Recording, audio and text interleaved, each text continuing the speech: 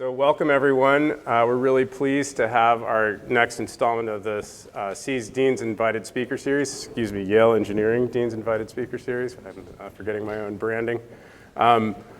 Extremely pleased to have a great friend and eminent alumna, Lori Goler here, class of 91. I was just 1 year later.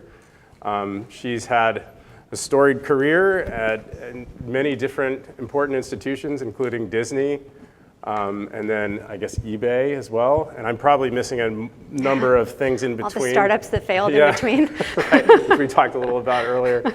And now runs human resources, or people, I guess you call it, at Meta, which I think should give her a great opportunity to address some of the questions and concerns you might have about what it might look like to show up in her office one day in the future. What we'd love to do is just give you the opportunity first to just talk a little bit about your career trajectory and your career narrative, and then just have some Q&A, and then we'll open it up to you folks. Great, so great. Well, thank you very much for having me, Dean Brock. It's really an honor to be back here. It's kind of crazy to be back here, but I love coming back to campus. And thank you to Elizabeth, who really helped set up the session. But most of all, thank you to all of you. I know how busy students are. I have 2 college kids. I can't believe that you actually made it here into this room. So wanted to say thank you for taking the time, and I hope it'll be helpful and useful. Louder? Yes, okay. Thank you. So I graduated in 91 and took kind of a windy road in my career, I would say. I've often said that I have thought of my career more as a jungle gym than a ladder, where you're kind of, going from rung to rung rather than kind of straight up in front of you, because I've done and tried lots of different things. I've always loved something that Steve Jobs actually said in 2005, I think it was, at Stanford graduation, which is that it's much easier to connect the dots looking back on your career than looking forward on your career. It's really hard to know as you're looking ahead what that's going to look like. But now I have many decades to be able to look back on, and have kind of come up with some themes that I think have guided some of the decisions I've made. When I graduated, I didn't have a lot of direction. I didn't know exactly what I was going to do. I thought it was a year of recession, which you might remember. Yes. I don't know if it was over by the time you got out.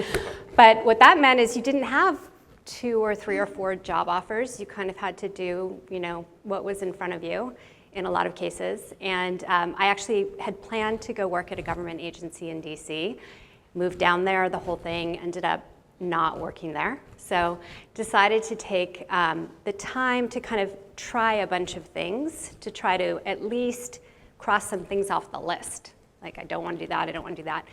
And kind of eventually ended up in a nonprofit role, starting a nonprofit back in California, which is where I had started. And there were a lot of things I really loved about that. And I loved the entrepreneurial spirit. I loved kind of being able to do all the functions and hiring teams and working with partners and all of those sorts of things. But I really thought that I wanted something a little bit faster paced, and I really wanted to get kind of back into industry, but it's very hard to make that move. So I had to think about kind of like what are the stepping stones that I can take to get back there? And I used graduate school to do it. So I did a dual degree program, which meant I had 3 years, which importantly meant I had 2 summers. The summers are really important to get various kinds of experience. I used the first summer as kind of a closer stepping stone to work in healthcare, worked in like a corporate dev group at a healthcare company. And then the second summer went to Disney, and then ended up back at Disney after business school, and was there in kind of a strategy finance type of job for a few years, and then left to join a startup that was a brand new online retail startup. It was kind of the day when everybody was just coming online, and AOL was a really big deal. And I did a couple of startups and ended up in the Bay Area through a variety of circumstances. And then ended up at eBay, where I worked for 5 years. And my role there was to start the buyer marketing sort of department, I guess. eBay, of course, is a marketplace with buyers and sellers. They had done a lot of marketing to sellers because that's where the revenue comes from, but they hadn't really quite started the buyer marketing yet. That's what I had done at the startup, so went ahead and joined them. But one of the great things about the startup experience is that you get to do a little bit of everything. So you can, it was called baby style. I ran merchandising, I ran the warehouse, I took out the trash, I hired people, I kind of did a little bit of everything. And then you just can kind of take what you liked from it and move on to the next thing. And then from eBay, went to, at the time, Facebook, now Meta, in June 2008, and joined Meta, not in any job I'd ever done before, but in a job running recruiting, which led to the head of HR job just a few months later. And I've been doing that for 16 years. So after a lot of moving around, I kind of landed in a spot and have been pretty stable there for a while. But I'd say that, when I said you can kind of look back on your career and see the themes, I think the things that I was looking for really were, I wanted to be at companies that were doing something that I thought was good for the world or kind of had a positive impact in the world. It's one of the things I took away from nonprofit, was that I like that idea of kind of doing things that are good in the world. I wanted to be in a role that mattered. There are some roles that are kind of more important than other roles at companies, given just their point in time and what they're doing and where they are. And then I really want to work with amazing people. And so those are the things that I've really optimized for, because I think you learn so much from the people who are around you while you're kind of out in the world working. And as I've thought about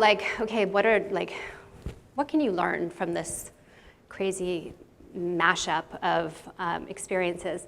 I think the first thing is, if you have direction and you know what you want to do, that's great, and you should go do that and go deep in it and go fast, because that's, that'll really help you. But if you don't, that's okay too.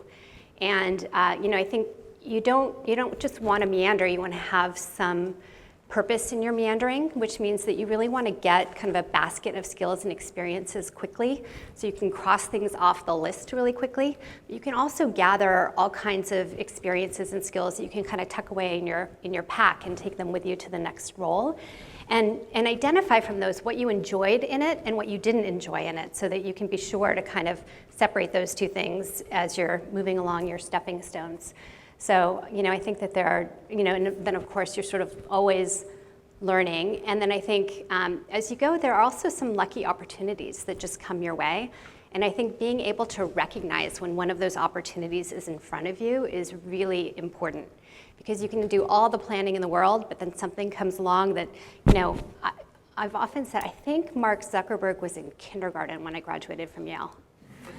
So there is no way when I graduated from Yale that I could have known that that is a company I wanted to work for, or that social media was going to be a thing, or any of it. You just could not have known. So I think you just have to kind of, have the confidence and awareness to know when there's an opportunity in front of you. And one thing that I learned from my very long time boss, Sheryl Sandberg, is, and I'm sure she would say this if she were here today, if you are offered a seat on a rocket ship, take it. Does not matter what seat it is. You got to recognize that it's a rocket ship, you should just get on. So those are kind of just maybe a long description of what I've done.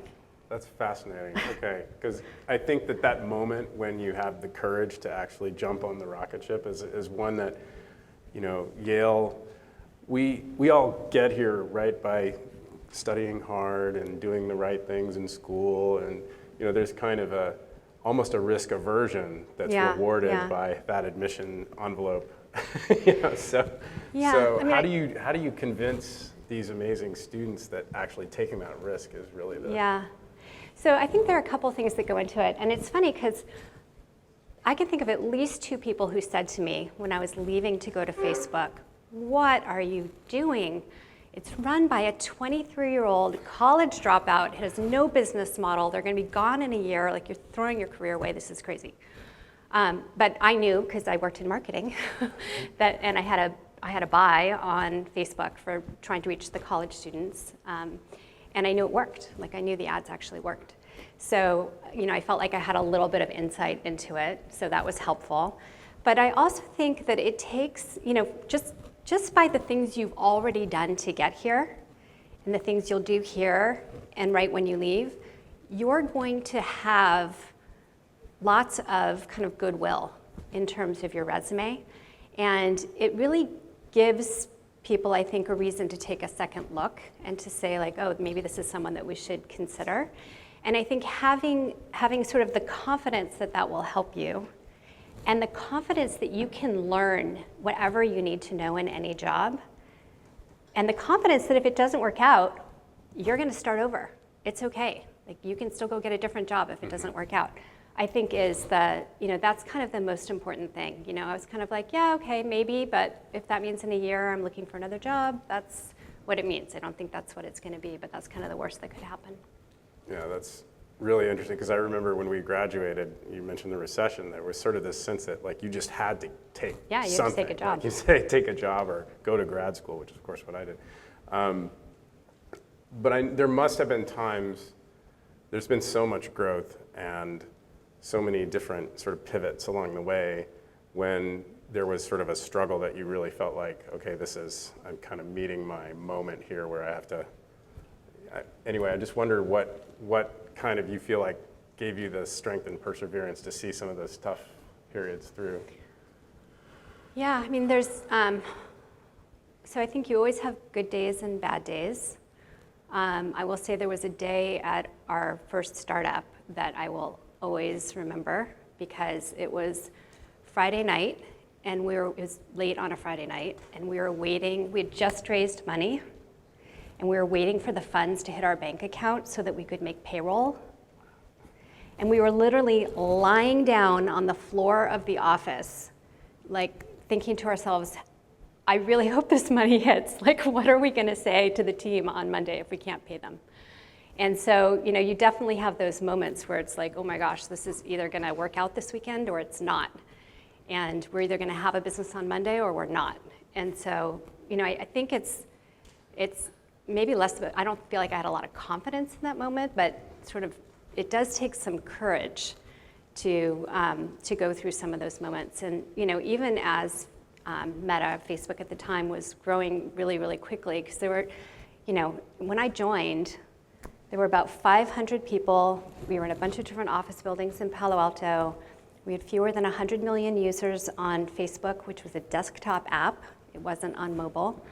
And today, it's a very different company. Getting from there to here in 16 years took a lot of like, wow, this thing is growing faster than I can keep up with. Like, can I learn fast enough? Can I hire enough people, build enough tools, kind of. And I think getting used to that feeling of I'm always a little bit behind was very hard, because that's not the feeling that any of you had getting here, right? I mean, it's a totally different mindset.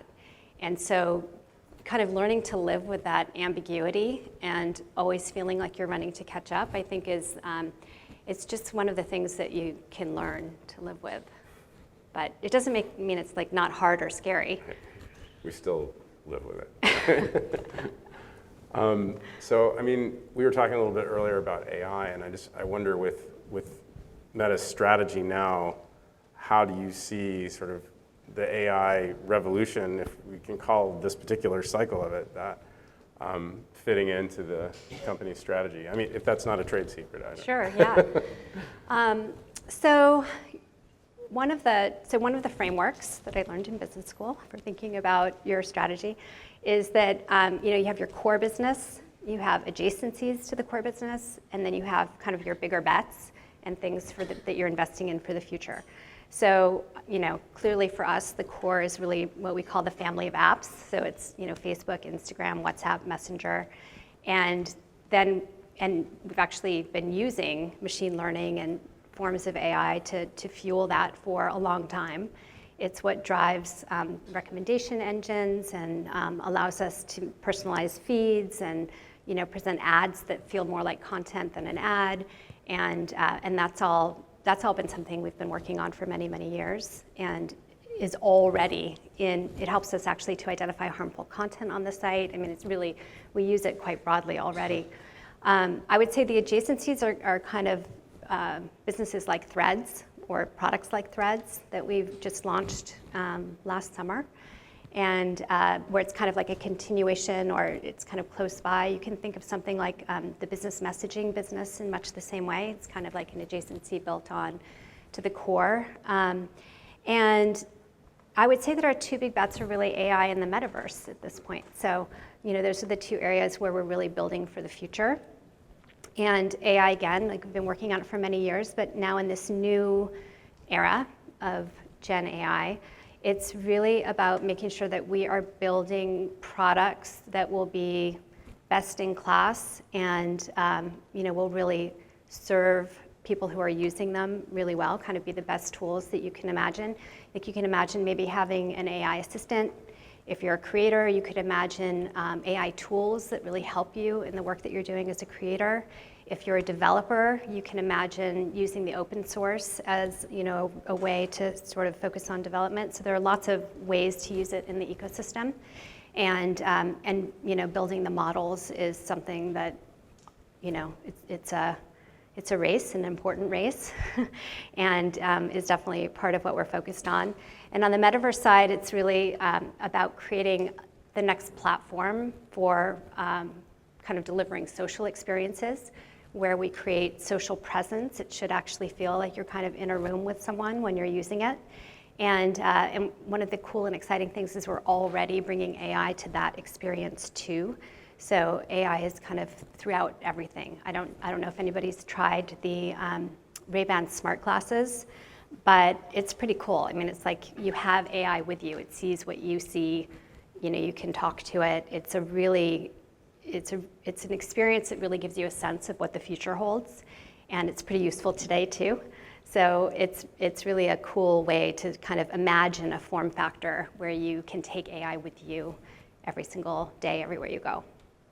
It uses some important quantum optics, from what I understand. Yeah. So is there, you speak of these, the products that have been released by Meta, and we experience them as very much like kind of fully baked. Is there a story you might be able to share with us about kind of like the first time you heard about one of these, or different ways that it took shape over a period of time? So I think the most recent one that's been really fun actually, is Threads. Has anybody tried Threads? Is anybody on Threads? Check it out. It's a cool product. So we decided to build it at the end of 2022. And within 7 months, we launched the product. And there's kind of a how and a who. It was a team of less than 60 people, fewer than 60 people built it. It was mostly engineers. I think there was only 1 or 2 product folks and maybe a designer. They were people that had kind of been recruited from Instagram, Facebook, Messenger, and WhatsApp. They were people that we knew were scrappy people who could kind of like build something fast, who could work through tasks really quickly, and who could work well together as a team. And then we kind of just let them go. It was almost like a startup environment, but they had, the benefit of being able to build on the Instagram infrastructure, being able to use login, the login functionality from Instagram to help facilitate when it launched. But they released in July what was seen as a pretty basic is maybe not the right word, but kind of a basic product. It's like you were able to post, you could follow, you could like, you could reply, you could build a profile, but there were a lot of things that you couldn't do that you can do on all the other apps that people are used to. And then they kind of took the time to get the feedback, and they're building all of those products now. They're kind of building with the full feature set, and have been since July. And it's cool actually because the team is in Threads getting feedback from people who are using Threads, and they're using that as kind of ways to think about what happens next. And one thing that I thought was kind of a funny experience for me was that we had a launch date for Threads. I knew what the launch date was. I was in the office one day. I'm in meetings all day, starting early in the morning, ending kind of late afternoon. And late afternoon, someone was like, "Oh, we launched Threads today." And I was like, no, we're launching Threads next week. They were like, "No, we launched it today." And I was like, "Oh, how did that happen? How did I miss that?" And I was like, "Oh, I got to quickly get on there and be one of the first users of Threads." And by the time I got on at the end of the day, I'm user 9 million or something. I mean, it's crazy that I missed just in a few hours. By the next morning, it was something like 30 million people had signed up. And it was just one of those moments where it was like mind-blowing. I was like, how did this happen while I was just sitting at my desk all day? You know, and I kind of missed it. But it was fun to see that happen. That's cool. So on the question of how we prepare our students to enter this kind of amazing tech world that you guys are all a part of, I know we've talked a lot about that, and I just wonder if you can share maybe just some suggestions or any kind of way that we both as educators, because there are some of my colleagues who are professors here, but also just what the students should be telling us to be focusing on. Well, I think a lot of what you're going to need in your toolkit is stuff that you're learning in your classes. So I think that's like a great, really foundational place to start. I think your professors are doing a great job on that front. So you'll kind of learn a lot of that before you even leave. And almost everything else you're going to learn largely on the job in some way. So, I think one of the things that you want to be sure to do is to go work at a place where they have like a great mentorship culture and good coaching, and where you're going to have like a good manager and get good feedback on code or whatever it is that you're producing and working on, so that you can continue to learn and grow. Because learning and growing is really the most important thing you can do. I would say learning, growing, and contributing in some way is the way that you create opportunities for yourself. So, that's kind of what you want to do. I think in terms of positioning yourself, really be curious. Go out, and if you're curious about something, read about it, listen to podcasts, read the tech news, kind of get to know the products and the people and the stories. And there are a lot of podcasts that are excellent and free. There are some that are paid that are also excellent, but you can do it with all the free stuff. And, I think just being curious about what's happening in the industry really gives you a broader view. You can learn about policy issues. You can hear what the government is thinking. You can do all of that by reading and listening to all the sources. I think, kind of broadening yourself in different ways. So not just with classes, but certainly with internships or with research, or by being an undergraduate learning assistant. ULA, is that what you're calling it here? Yes, ULA. Those are great opportunities to spend a summer building something yourself, build a product yourself. All of those things I think give you kind of a more well-rounded body, just that adds to everything that you're learning in your classes in your school. And then I think this is a great opportunity in your life to build your network, because you can go into the Yale alumni database. You can find people who graduated in the last 3, 4, and 5 years who are doing things that you think are interesting, or at companies that you think are cool, and you can call them or reach out to them, and almost always they will talk to you. They will talk to you. If you're just like, hey, I'm an undergrad, I'd love to have 15 minutes of your time, they will do that. And maybe not all, they largely will do that. And those are all people that then can kind of help you or teach you or guide you, or that you can go back to with questions at some point, like, I'm thinking about these 2 paths, what do you think? They'll go on to do other cool things in their career. You can stay in touch with them. So, it's not just the folks who are here in the program that you can get to know, but this is a really great opportunity to kind of set aside 15 minutes now and then to try to talk to other folks who are already in industry, who are just a little bit ahead of you in your career trajectory, so that they can they can kind of help you out. And I think those are kind of the main things. I guess the last thing I would just say is don't be too hard on yourself. Like, kind of give yourself a break. I think it's really easy when you're in college and you're surrounded by amazing people to feel like this person got that job, or this happened, I didn't get that, but and I think it will work out. It will work out. So, it's very competitive, but you don't, just like you didn't have to get into a lot of schools, you only needed one great school. A lot of life is like that. So, I think just kind of being resilient and being able, what's most important is picking yourself up after you don't get something that you wanted and moving forward anyway. So I think just having that confidence that it'll be okay. Sounds like you're sort of already going to agree with what I am about to ask you, but at Yale and in engineering at Yale, we tend to think about, what's our distinguishing feature? How can we kind of get an advantage in recruiting? And we try to lean on the sort of breadth of the liberal arts, the humanities, and in some sense, places where folks are taking risks, like in drama and theater, stuff that brings in people who are kind of naturally performers.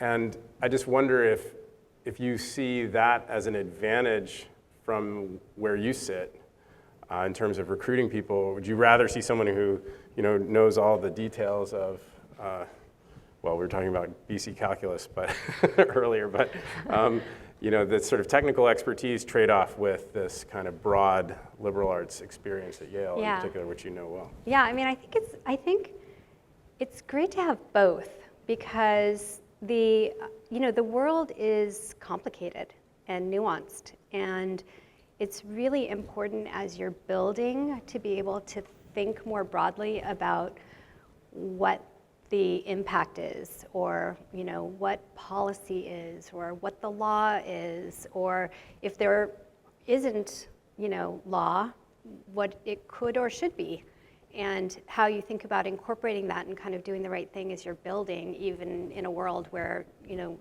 government hasn't quite caught up yet, or there isn't guidance that would be helpful.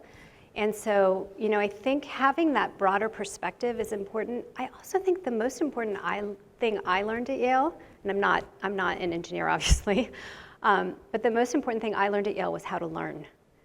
And I think that's really what you take away most from your experience here, because certainly this has been true in my, in the last 30 years of my career. It will definitely be true for the next 30 years of your career. You will need to know how to learn, because whatever you're going to be doing in 10 years is probably something that doesn't even exist today, could be, or it will be in a very different world or a very different context, and you have to know, okay, you have to recognize there's a gap for me here, I have to learn about it. You have to be able to have that self-awareness and recognize it. You have to know how to study. You have to know how to ask the right questions. You have to know who you can get help from and how to do that. You need to be able to think critically about all of the things that are in front of you. And those are all things, no matter what you're studying here, that you're going to learn here. So that's, if you take nothing else with you, that is the most important thing. There you have it, folks. So I'd love to open it up if there are any questions for Lori in the audience. Yeah. Hi, Lori. Thanks a lot for coming here and giving the talk. My name is Billy. I'm a PhD student in the School of Engineering, doing robotics specifically. I guess you're probably the best person to ask this question to, since you're head of people. Because over the past few years, the tech market hasn't been the best for getting a job for especially people coming out of college, grad school. I guess from your perspective right now, from Meta's perspective, how is the market looking for this coming year and then maybe the year after in terms of recruiting in different areas of the expertises? Yeah, I mean, I think it's pretty different at each different place. So I'd say that the market for startups has been a little bit harder in the last few years, but that might be changing a little bit with AI. I think there's a lot of investment and dollars going into AI at this point from the venture community. And I think for the tech companies, they're always going to be hiring, but the question is just what's the role, what's the timing, what's the, how do you get in there? And I would say that if you're not going, you don't have to go straight to a big company. There are lots of startups. You can learn a ton at startups too. So I think thinking broadly about what your opportunity set is makes a lot of sense. I think there are a lot of benefits to a big company too. You can meet a lot of really great people that you can learn from who go on to do other cool things, and really kind of helps later down the road in your career, and it helps with your learning. But you're going to find great people at startups too. So I think just thinking broadly about what the opportunity set is. I was talking to someone actually who's in robotics, who's thinking about various robotics companies around the country. There's some cool stuff happening right now in robotics across lots of different industries, definitely in healthcare, but also in some consumer spaces and lots of stuff. So, I think particularly because you're a PhD student, you've really come a long way in what you're able to contribute. So I think just kind of, you gotta send out a lot of resumes, and you'll probably have to kiss a lot of frogs, but it'll be, you sort of get there eventually. So I would say don't be discouraged if you're not hearing back. Don't be discouraged if you're hearing no, just keep going. Because that is a growing industry for sure. And so I think there's plenty of opportunity. You just have to kind of find it for yourself. Lots of questions. Hi, thank you. My name is Maylee. I'm a current senior studying computer science and data science, and I have to make a big decision in the next week whether to attend Masters of Science in computer science or enter the workforce full-time. So I was wondering if you could speak to, when it comes to AI roles and machine learning engineering, specifically whether Meta distinguishes between those with bachelor's or bachelor's and master's. Yeah, so I think, so in all engineering roles at every company, they distinguish between bachelor's and master's and PhD students. That doesn't mean that, so again, any path you take, you can go back if you change your mind or make a mistake. Just remember that. So it is a big decision, and it probably you're probably feeling the weight of it, but you can always go back to school or you can always go back to industry. I would say for AI though, this is a really fun time to be in industry. There's a lot going on right now. And we're at a moment in time, this happened with mobile actually in around 2012. There was just a huge discrepancy between supply and demand in terms of what companies needed and what talent was available. And we're going through the exact same thing right now with AI. So if you have an opportunity to go into industry working in AI, it could be really a lot of fun for the next period of time.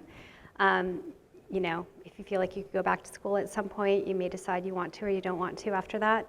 But I also think you can't go wrong learning more. You just can't go wrong because there's also a lot of amazing stuff happening at universities right now in terms of the research that they're doing, which is foundational for the work that's happening in AI.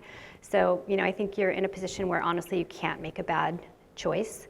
But I think just, you may end up in the same place down, in 5 or 10 years actually, either spot. Because usually when you finish a master's program, you start a tiny bit more senior, like one level more senior at the company, which is about the time it would take you to kind of go to the company and get promoted. It's the way it's designed so that you can do either of those things as a learning mechanism. And so you probably will end up in a pretty similar spot down the road in any case, but it's just kind of what do you want to learn and what experience do you want to have over the next few years.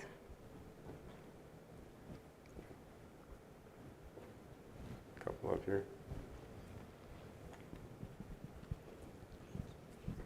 Hi, my name is Angel. I'm a sophomore majoring in biomedical engineering and music. And my question for you is obviously throughout your career you've seen ideas that may have seemed too futuristic at the time actually become a reality. So what advice would you have for an undergraduate student who has an idea but doesn't necessarily know specific starting actions that they can take to catalyze this idea and have a starting point to jump off from? Yeah, so the second startup I worked on, it was in 2002-ish. I think is sort of just coming to fruition now. That company didn't make it. It needed a lot of things that didn't exist at the time. It was too futuristic, as you're describing. And all these years later, it's sort of finally coming to fruition. So there's some chance that whatever you have in mind, who knows if the tools or technology sort of exist at this point. But I would definitely look around and see if anyone else is doing anything in that field. You might be able to find professors or researchers or folks in medicine actually who are thinking about it. Possibly even one of the big healthcare companies could be thinking about it. And if you can find others who are kind of like-minded and you can team up with them, it might give you kind of an opportunity to have a little bit more traction.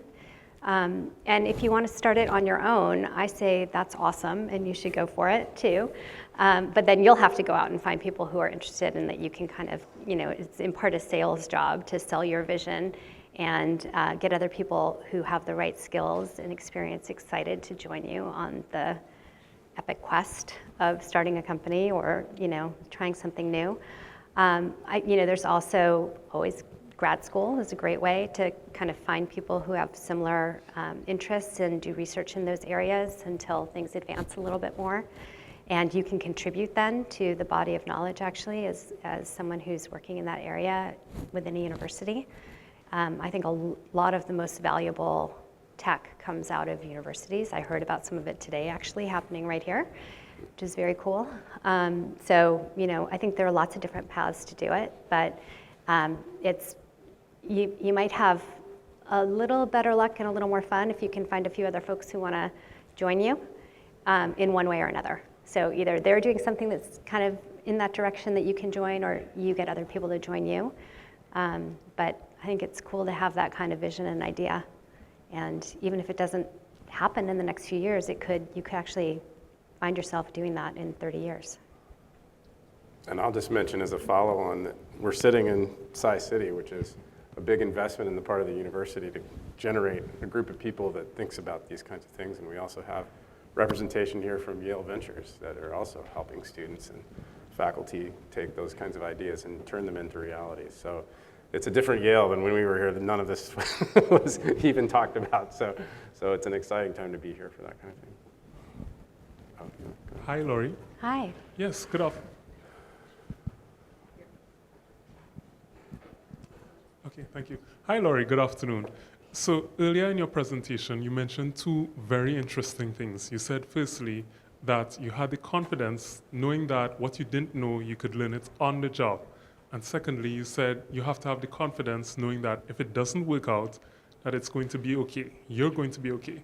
Now, I'm asking that specifically because you said when you finished with Yale, you more or less would have entered the job market at the time of a recession.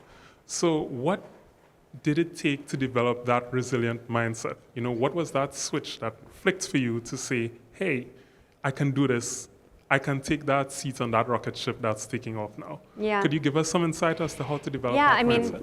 It was a bad job market. It really was, yeah. So really it was We were necessity. Like you had to take the job because you didn't know if you were going to get another offer. So, it was like, I don't know if I would have taken this job, but here it is, so I'm going to do it.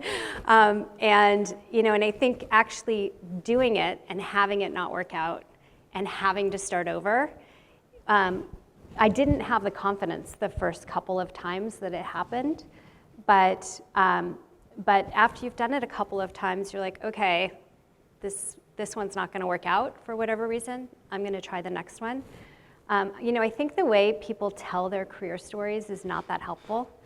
I think it's often like, I started here and now I'm here, and it was like a complete straight upward line. And I think that's just not usually true if you get into the details. There's always anything. The company went under, I was laid off, I had a bad manager, I hated the job, whatever. And I think what's important is really how you bounce. It's like not what happens, but how you recover from it, I think is really the most important thing. And I've actually noticed this as I've gone back to reunions, which is that the people, tell me if you see the same thing, but bad things happen to everybody. It can happen in your career, it can happen in your personal life, it can happen any which way, it can hit you. And the people who kind of have been able to bounce back or try again from really hard things are the ones who have, are now kind of doing interesting things and have, you can just see the difference. You can just see the difference when something really derails you and you can't get back on track. So I think the most important thing is just knowing something is going to happen and I'm going to have to get back on track. And I said having the confidence, but it's kind of like you just have to do it. I mean, you don't really have a choice. You have to get back on track. That's a good question. Hi, thank you for coming. My name is Rudy. I'm a senior majoring in mathematics and computer science. Meta has a great reputation of assessing talent and companies with its purchase of Instagram and WhatsApp. But on your end, when it comes to managing all of this talent, what does that look like when a really talented team has to come in and join the greater Meta team? Like, what does that assimilation look like? And if you're a member of that team, what can you do to create impact or maybe develop your own brand now that you're in a new space? Yeah. So there were, I'm trying to think which company it was. There's one company we bought that was 12 people when we bought it. I think Instagram was bigger than that. But, you know, I think you are sort of coming into this new environment. And I think the onus is both on the acquiring company and the company that's joining to both work really hard to make it work. And I think that I think a lot of times companies that are joining a bigger company want to sort of keep their independence in a lot of ways. And I think if you are in that chair, I think being open to the possibility that the larger company has resources or people or something that could be really helpful to you, and thinking about like, okay, what is that? Like, what do we need, and how can they be helpful? Kind of helps to bridge that gap. And I think the onus is on the company that is bringing you in also to be sure that the team still has some autonomy and can make some choice. I mean, part of the reason you are bringing them in is that they had something to offer. So making sure that you're getting the value out of that. And, you know, and over time, what you see is that the people from the original, you know, from the whatever company was acquired, end up kind of finding their way out in the organization. They'll switch teams, they'll go work on something else. You'll have some, you know, kind of back and forth, and through that mixing, they kind of all become part of the whole. Sometimes it takes longer, sometimes it's a quicker process. A lot of it depends on the mindset on both sides, which is kind of like, you know, I wanted to join or I didn't want to join this other organization. I think the acquiring company always wants to make it work, obviously. So, you know, they're kind of starting from a different place. But I think if you're in a position where you're selling whatever you have to another company, for example, or joining another company, you know, I think it's really about looking for those opportunities, and you know, you always hope that kind of what you saw in the process of evaluating that company is what you're actually getting when you get there. That might not always be totally matched up either. So I think, you know, the communication is really important to be sure that you're getting what you want. But I think, you know, it sort of depends. Like, were you the founder? Did you join the team? What's your seat on the bus? But I think it's important just to, I really try to encourage people to think of things as opportunities rather than as a blocker, because I think you'll just get more out of it if you're approaching it with a positive mindset. It really depends on the specifics, and I'm happy to talk more if you're in the situation and have more specifics. I'm happy to talk to you about that.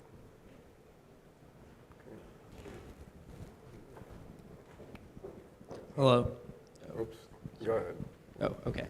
Hi, thank you for the talk. My name's Nishad. I'm a PhD student right now in applied physics. And I've been thinking about, you know, what life after grad school would look like, and, you know, having control over maybe creativity, both in a research sense, but also in, you know, the direction of whatever job I'm in.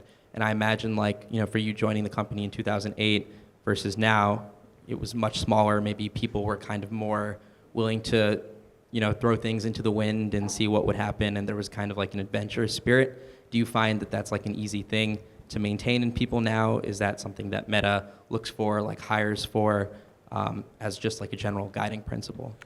I think it depends what company and what team you join, because you know, a lot of companies invest a lot in R&D. And so, you know, what you're describing is kind of more of an R&D type role, where you still want to be able to do research, and, you know, and there are definitely companies that are going to be looking for that. So, and they'll be recruiting PhDs just like you. That's what they're looking for. So, I think in that environment, you'll have some creativity. So I think it's less necessarily about, not necessarily about the stage of the company, and more about like what is the company trying to get done in the world, and how much are they investing in R&D in the future, and what are their big bets. And I think kind of matching what sounds like you want to do against whatever the future bets are for the company is probably what you want to be looking for.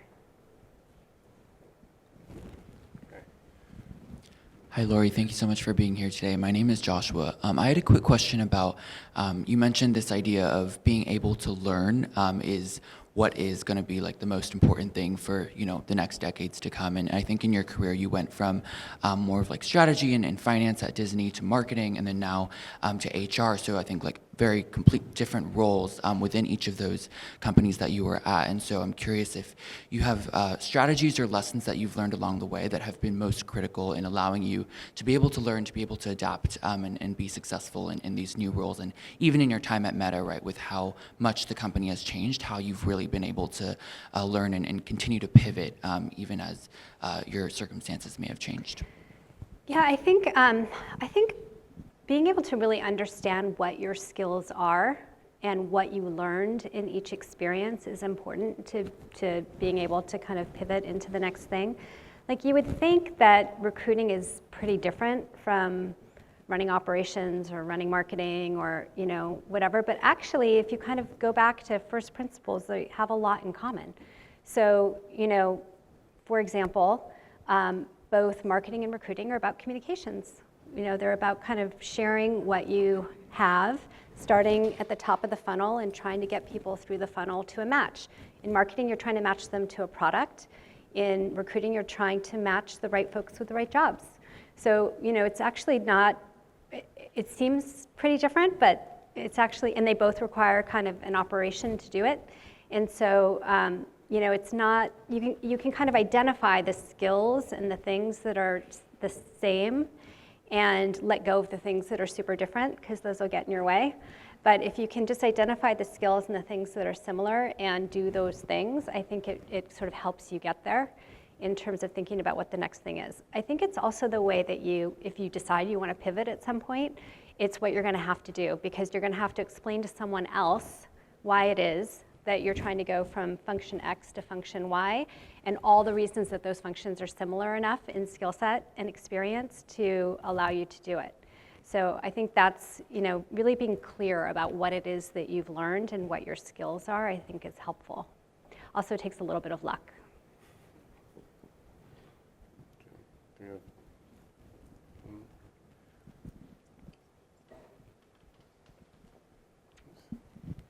Yes, thanks so much for your insights.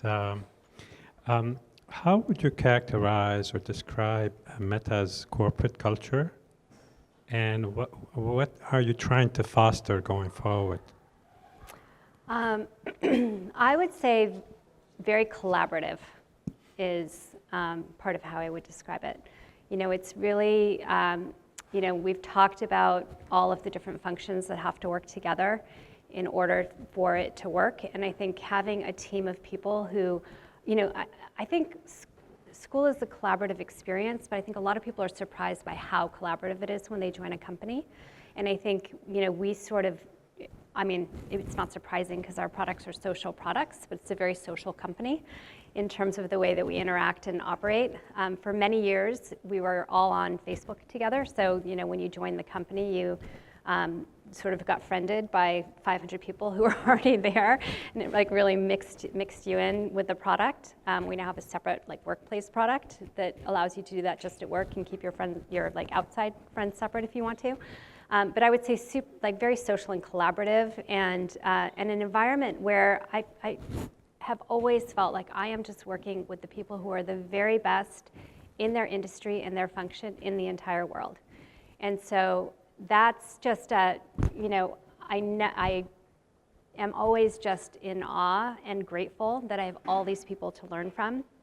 Actually, I didn't answer in the last question the how do you learn question, but I learned by talking. A lot of it's by talking to colleagues and people. I sat down with the head of infrastructure and said, tell me about chips and how they're made and how it works in silicon, and what do you read? What are you doing? What should I read?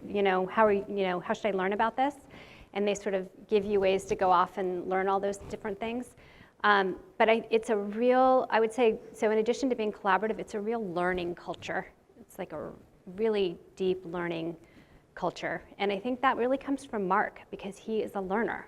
It's what he does. He takes opinions from lots of different people and experts, and kind of hears different things, and then formulates his own ideas about the product or the future or what's going to happen or the vision based on all of these inputs. And it's really amazing when you talk to him about something that's in your area, you can see how deeply he's listening and asking questions on any function, And it's remarkable how deep he is on the tech, but also how deep he is on the business.